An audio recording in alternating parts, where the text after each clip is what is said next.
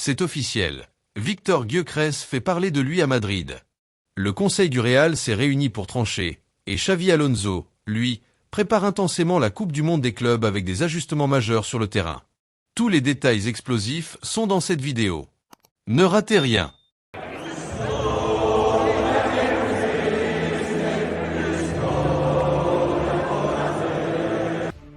Le Real Madrid s'apprête à écrire un nouveau chapitre de son histoire en s'engageant dans la Coupe du Monde des clubs de la FIFA, une compétition qui promet de bouleverser l'ordre établi dans le football mondial. Ce mercredi marque le début de cette aventure et ce premier match revêt une importance capitale pour les Merengues.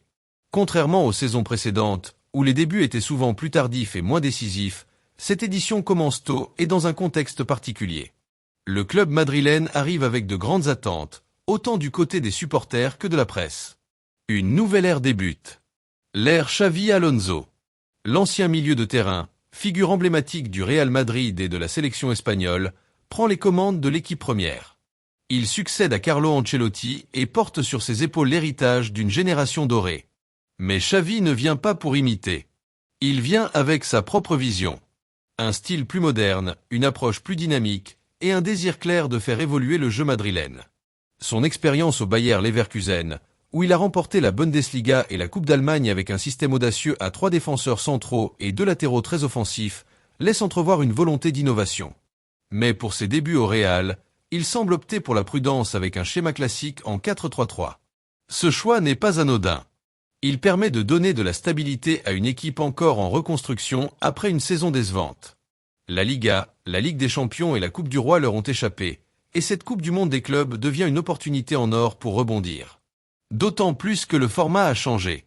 Il ne s'agit plus d'un tournoi expéditif en fin d'année, mais d'une véritable compétition internationale qui s'étend sur plusieurs jours, avec une phase de groupe, des demi-finales et une finale. Le Real Madrid veut en être le premier vainqueur et marquer l'histoire à nouveau. Pour cela, le club a dû bouger plus tôt que prévu sur le marché des transferts. Il fallait anticiper, renforcer les lignes fragiles et s'adapter à un calendrier avancé. C'est ainsi que 2 recrues majeures ont été intégrées dès le début, Trent Alexander-Arnold et Dean Huijsen. Le premier, venu de Liverpool, est destiné à remplacer Dani Carvajal, encore en phase de récupération.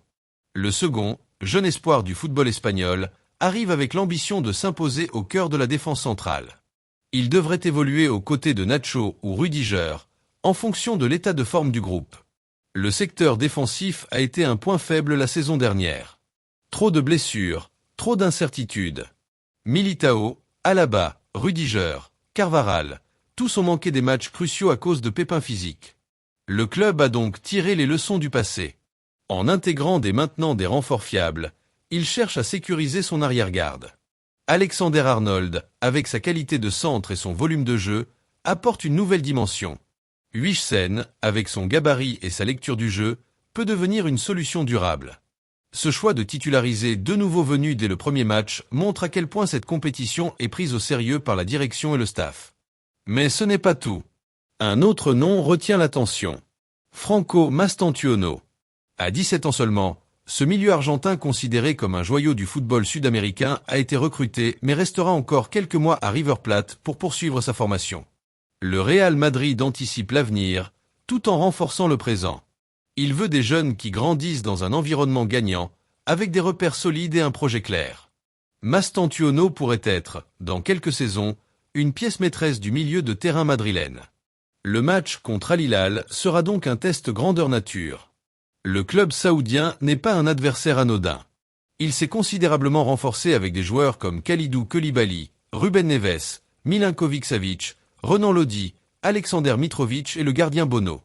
Une équipe expérimentée, rodée, qui joue ensemble depuis un moment. Elle représente un danger réel pour n'importe quelle formation, y compris le Real Madrid. C'est un match à ne pas prendre à la légère. Et c'est aussi une excellente occasion de voir comment Xavi Alonso gère la pression, comment il ajuste son équipe, et surtout comment il transmet ses idées. Dans un 4-3-3 probable, Courtois devrait retrouver les cages, si son état le permet. Alexander-Arnold et Fran Garcia occuperont les couloirs défensifs. Huijsen formera la charnière centrale avec Nacho ou Rudiger. Au milieu, Tchouaméni, Valverde et Bellingham devraient démarrer. Le trio offre puissance, technique et vision. Bellingham, repositionné en milieu offensif, pourrait être le lien entre l'entrejeu et l'attaque. Devant, le trio Vinicius-Mbappé-Rodrigo semble intouchable. Mais Xavi pourrait aussi réserver quelques surprises tactiques. Il aime faire varier les positions, libérer les ailes pour créer des espaces dans l'axe et impliquer ses latéraux dans la construction. Ce Real version Xavi Alonso s'annonce donc plus mobile, plus imprévisible. Mais ce ne sera pas une révolution immédiate. Le coach veut d'abord poser des bases solides. Faire confiance à ce qui fonctionne, avant d'apporter des ajustements plus profonds. Il sait que le Real est un club à part. Ici, il faut gagner en jouant bien. Chaque match est une finale. Chaque choix est analysé. Il devra donc faire preuve de finesse, de sang-froid et surtout de constance. Le public est exigeant. Les dirigeants aussi. Mais Xavi Alonso n'est pas un inconnu. Il a déjà prouvé sa valeur sur le banc. Et maintenant, il a l'effectif pour appliquer ses idées. En parallèle, le Real Madrid continue d'observer le marché. Des joueurs sont proposés chaque semaine. Des agents appellent, des intermédiaires tentent leur chance. Tous veulent faire signer leurs clients chez les Merengues. L'un des derniers noms en date est celui de Víctor Gyökeres. L'attaquant du Sporting Portugal a été recommandé par plusieurs observateurs. Il a brillé cette saison, manquant de peu le titre de meilleur buteur du championnat portugais. Sa puissance, son sens du but, son expérience ont attiré l'attention. Mais le Real a dit non.